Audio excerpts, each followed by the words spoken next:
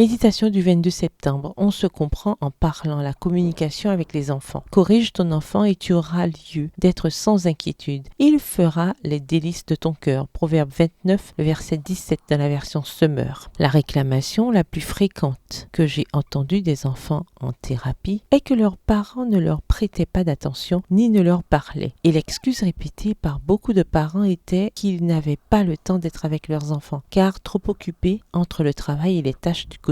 Lors d'une étude menée aux États-Unis, on a posé à des mineurs de 12 à 18 ans et de différentes nationalités, dont des Asiatiques, des Européens, des Hispaniques et des Nord-Américains, cette question. Qu'aimerais-tu que tes parents t'offrent? Avec des mots différents, mais toujours dans le même sens. Tous ont répondu qu'ils souhaitaient que leurs parents passent plus de temps avec eux. Être plus avec maman et papa était pour eux le meilleur cadeau. La réponse la plus donnée a été « Je veux passer du temps avec mes parents à jouer et à discuter.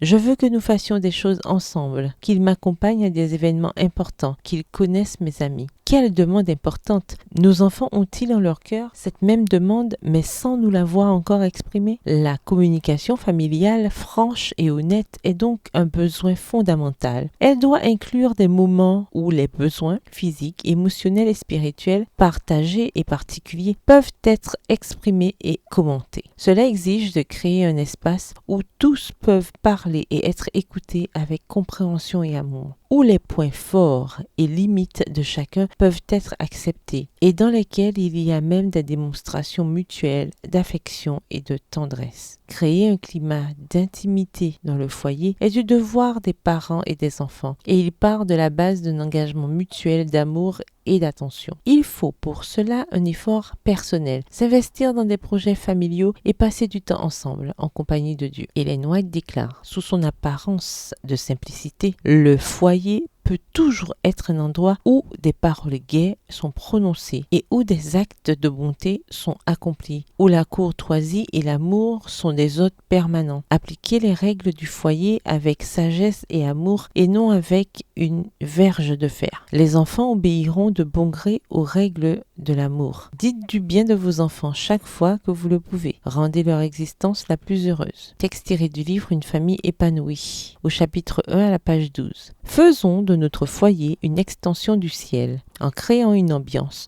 où tous se sentent acceptés. Bonne journée, que l'Éternel vous bénisse.